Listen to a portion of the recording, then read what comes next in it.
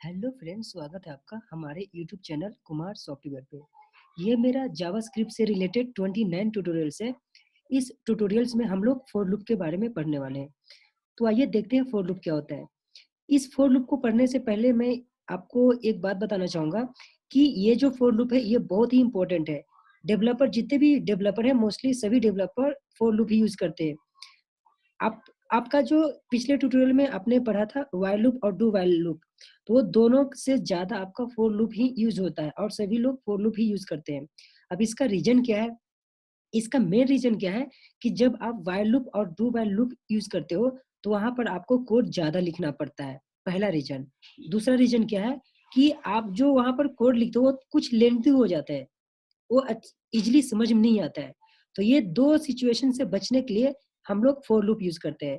तो for loop में क्या होता है कि आपको कोड कम लिखना पड़ता है कंपेयर आपका व्हाइल लूप और डू व्हाइल लूप के कंपेयर में। और नेक्स्ट पॉइंट कि आपका अगर आप फॉर लूप यूज़ करते हो तो आप ईज़िली समझ जाते हो। तो आइए देखते हैं फॉर लूप। और एक बात मैं आप लोग को ये भी बताना चाहूँगा कि इस ट्यूटोरियल्स में मैं फॉर लूप को फुल डिटेल्स में बताने वाला हूँ। तो इसके लिए मुझे कुछ और लेक्चर भी लगेंगे। तो इस लेक्चर में जितना कवर होता है उतना मैं कंप्लीट करता हूँ और जो भी बचते हैं वो मैं नेक्स्ट लेक्चर में कंप्लीट करूँगा। तो आइए देखते हैं फॉर लूप। सबसे पहले फॉर लूप का मैं यहाँ पर सिंटैक्स लिख दिया हूँ। ये मेरा सिंटैक्स है, इस सिंटैक्स को समझते हैं। इसके पिछले ट्यूटोरियल में भी आपने पढ़ा था कि लूप के 3 पार्ट होते हैं, इनिशियलाइजेशन, कंडीशनल और इंक्रीमेंट डिक्रीमेंट। वैसे ही फॉर लूप में भी आपके 3 पार्ट होते हैं। आपका फॉर लूप भी व्हाइल लूप और डू व्हाइल लूप जैसा ही काम करता है, बट इसमें डिफरेंट क्या है कि आपको कोड कम लिखना पड़ता है और आपका जो समझ इजीली आपको ये समझ में आ जाता है। तो देखिए, अब इसका यहाँ पर आपका इनिशियलाइजेशन पार्ट है और यहाँ पर आप कंडीशनल लिखोगे और यहाँ पर आप इंक्रीमेंट डिक्रीमेंट लिखोगे। देखो ये आपका एक ही लाइन में कंप्लीट हो चुका है। जबकि आप जब व्हाइल लूप और डू व्हाइल लूप लिखते हैं तो लंबा सा कोड लिखना पड़ता था। बट फॉर लूप को आपको तीनों पार्ट जो भी तीनों पार्ट आपका है एक ही लाइन में कंप्लीट हो चुका है। क्लियर है? और यहाँ पर आपका आप ओपन ब्रेस दोगे, क्लोज यहाँ पर क्लोज, इसके अंदर में आपका बॉडी पार्ट रहेगा, लूप का जो बॉडी है और जो आपका स्टेटमेंट हो रहता है। तो आइए इसको इसका वर्किंग समझते हैं। सबसे पहले क्या होता है कि आपका लूप का वर्किंग आपका स्टार्ट होता है इनिशियलाइजेशन पार्ट से। आपका वर्किंग यहाँ से स्टार्ट होता है और ये जो इनिशियलाइजेशन पार्ट है आपका एक ही बार पूरे लाइफ साइकिल में फोर लूप का जितने भी लाइफ साइकिल है, फोर लूप का पूरे लाइफ साइकिल में एक ही बार इनिशियलाइजेशन पार्ट एग्जीक्यूट होता है। क्लियर है? उसके बाद आता है आपका कंडीशनल पे। जैसे ही आपका कंडीशन पे आता है, सबसे पहले ये चेक करता है अगर आपका ये कंडीशन ट्रू है, तो ही आपका इस फॉर लूप के अंदर में जाएगा और ये इसके अंदर में जो भी आपने कोड लिखा है, जो भी आपने स्टेटमेंट लिखा है, उसको एग्जीक्यूट करता है। अगर आपका ये कंडीशनल फॉल्स हो जाता है, तो इस फॉर लूप में नहीं जाता है, ये फॉर लूप से बाहर चला जाता है। क्लियर है? तो पहला मैंने बताया आपको इनिशियलाइजेशन से स्टार्ट होता है, उसके बाद कंडीशनल में जाता है। अगर आपका कंडीशनल ट्रू है तो आपका बॉडी में आता है और बॉडी के बाद ये काम कंप्लीट होने के बाद फिर आपका इंक्रीमेंट डिक्रीमेंट के पास चला जाता है। उसके बाद फिर आपका कंडीशन के पास आता है, फिर आपका बॉडी में आता है, फिर कंडीशन, फिर बॉडी, कंडीशन, बॉडी, ऐसा आपका लूप चलता है। कहने का मतलब इनिशियलाइजेशन पार्ट आपका एक ही बार एग्जीक्यूट होता है। क्लियर है? तो आपका कंडीशन, बॉडी और इंक्रीमेंट, कंडीशन, बॉडी, इंक्रीमेंट ऐसे ही चलता है। इसको अच्छे से समझने के लिए एक और मैं एग्जांपल बता देता हूँ। जैसे देखो यहाँ पर मैंने इसका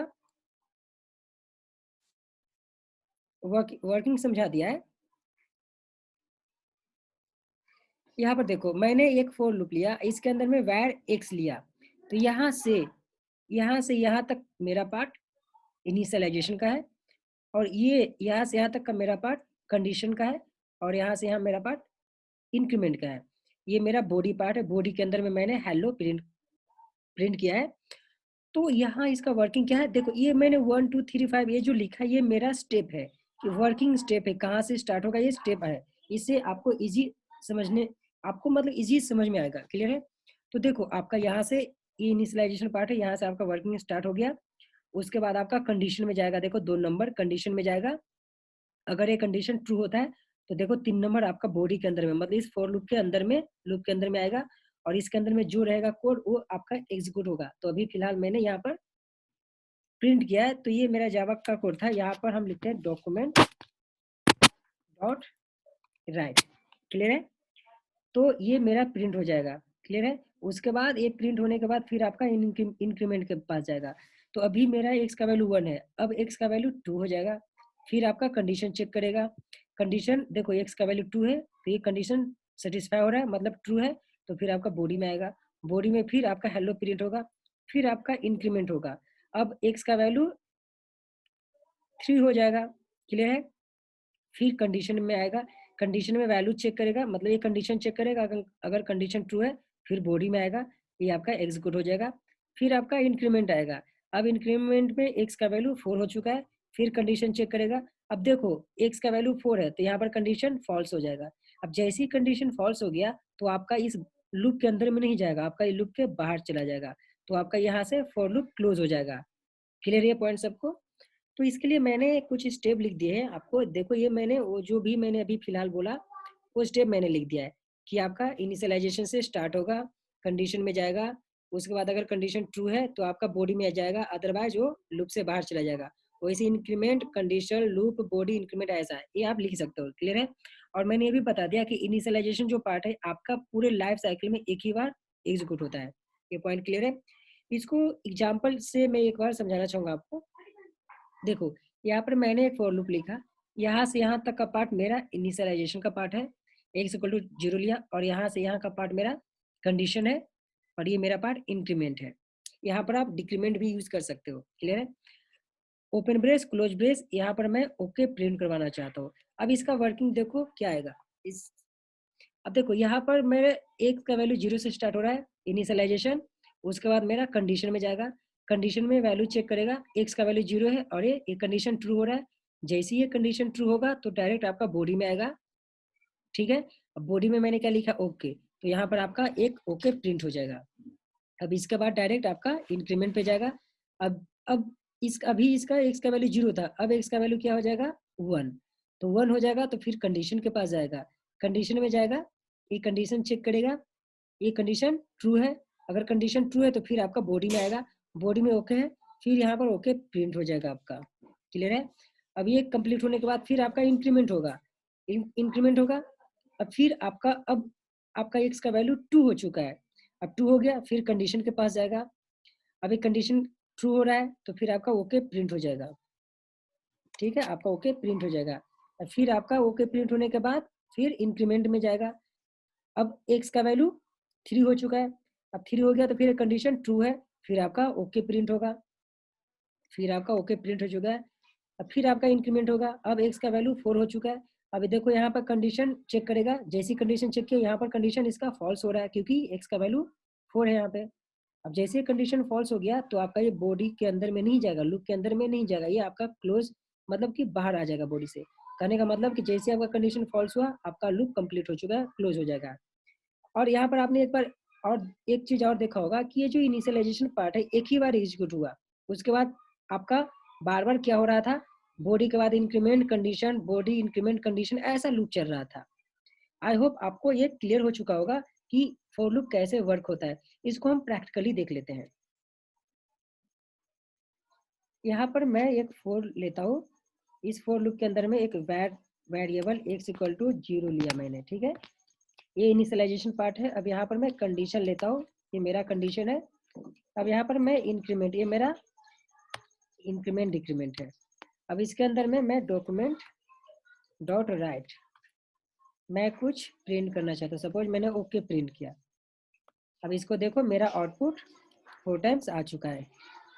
अब इसको मैं ब्रेक यहाँ कर देता हूँ, आपको अच्छे से समझ में आएगा। BR मैंने कर दिया। अब देखो मेरा 4 टाइम्स आउटपुट आ चुका है। अब देखो यहाँ पर मैं एक बार फिर और समझा देता हूँ।